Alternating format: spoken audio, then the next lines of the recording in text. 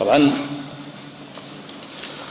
مسألة جهاد آسانية تو كعلي بكوم علي ورن جهاد كين يعني بيلق الخوتا تو أزاين شكي كوم علي خوان أبي يا بفروي يا بنها خواني بيارجي ما قرصك ولا سر تو بورشتني خواني يك سبب جيتوا بقى الله رزقارنا جل جلاله سشون تو هزاران كاس دواي خوب خي ها نجا دواي همي بكوش بي شون شتي واكي ويا رسول الله صلى الله عليه وسلم بمشورتنا بو ياشتينا اكل سليرا لا يخوم على كردستان اما لا هي اتوامنا وكاني بلان بيتان كزور مهمي شن لا يخلق جوان لي يقرنو شارزان ومانا خلقي نار دنا وقومله بو جهاد باشا كجران يساو قومله بكافره حفا هجدان نفري نار دنا بيان فتواي بو عند دروسته بشنا نابيان چونو كجران لوي ازاني چه زختي كان لمن كل لو كاتا او ملايان او گنجكان يان تا من بلا مشتكي باشا من حرمت خرابكن خوان شاهدن بابين پنجاكن بچاويانا لشوينان فتواي كشتني من انا چونك خلق سار دكاتو اسا خوان وجماعتي ام بي كافرك خلقيان دوتنا باشا يسلي ريا من فسار لتوكم امانه نار داوي كجران تو ناردنه وا يعني تو ناردنه بكافري بمر حكمتيه حكمتيه دي ده بيم بلا حكمتيه مني كافر كردبو فتوى كشتني شيابو خين حلالي لسروي من مد مره اندروزنيه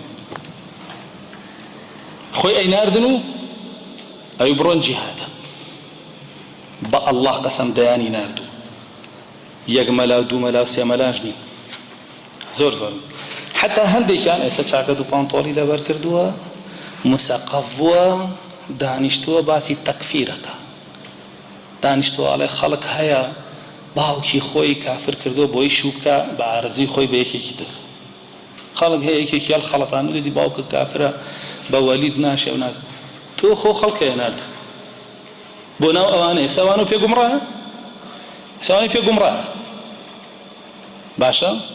يعني خلق يناد لنا وقمرايا بمده اما قرصته يعني بخواني خلقك بو بيانيش خو لسرو منهجنا يعني لي بشيمانه بيتو شلون شتي واكي اسانا ما ورد هجلو ملاد بوين ملوانا كخلق يجي زوريش جوان ليقرا زوريش بباشي انا زاني اي سدانيشتون بايمال تكفيري وتنضرب باشا خوان وانا انا كده لما هلا سرب ما بين لوديه لا ما نداولي بلام خوان وانا كده خلق انا نادا برو اشي بو بهش شهيدي يساوانا بكافر يعني بيشي انا مدن باش تشكي لقيامته وهجدن وزن فريخ وبقرن بلانتو يمونار بونا وكفر لا يكوش راي وتي بنيتي خوان جهادي ام بو نسري بوازاني بكيانا كده ام دجال ومنافق وكذاب انا بوازاني بكيانا كده يكسر دروي حاضره كان هي انه سيون با الله استناوي ام بينهم لاني هتان ببينا خوش بهستو لي برادر وبلا شلون باسي واكي بخرا ده اوك الداري بو هو روشتي بو اخلاقي بو وروجك يجي اي بين كوابو او يسخوي كدو بوبولا ليتانو ايو وازان امامي موحدين وزور خميدين اخوانيه واني زوري لو انا كرت روجك يجي ان بينن يتر او وقت ابي لبيني دوشتا اگر منهجي بيشوي حقا بولي باش غزبيو ها اگر منهجي بيشوي حقا بولي باش غزبيو بو قرايا بول قرايا باشا وايانا اگر ام منهجشي حقا بو اواني نارد هو ناردني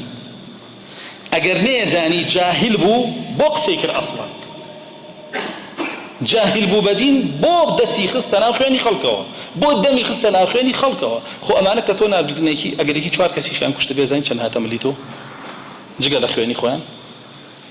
كان ساعه برا مشكله يعني اما بو امانه باسكين اما راحلانهم قناغانا بويس بيني كني ها بوني ري او بازرغاني بخوانا كتوبك وايزاني بياني داني شيء خلق بجي بو قاعدين مجاهدين بو ارتي كسبنا دي بكجله اما باس ما كت رسول الله صلى الله عليه وسلم بوهمنا راح يخوي في شخص بوهمو خوشيه مسلمان اني في شخص كو ابي قايد وابي قايد ابي وابي والله من لجيجاك جهاد بجهاد بزان وبيم دروز ببروم واضح بلا لامرون واشكلا بأروم وبيك كسيج نعلم دعيك هاو بدوا ما بابه يك بشرنا بملقى خم بالتنيارهم أشما أبي جهادي خوما كم دعاء كيح بابه نكخو كابني رم بلم رب بدأ دعاء خوم بموجني دو مسيم بينه كوشكو تلار دروس كم سياري جرام بحالي أخورم واب كم خوا بياوتيه هرواز لدينيش بين أو بياوتيه جقل لوا أو لدينات شيء نفاقنيه نفاقي أكبر خالق بكوش بيتو خوش يعني خوكي تواقي كسنة أو حالي هندك سبا أقداري أفرمي وكان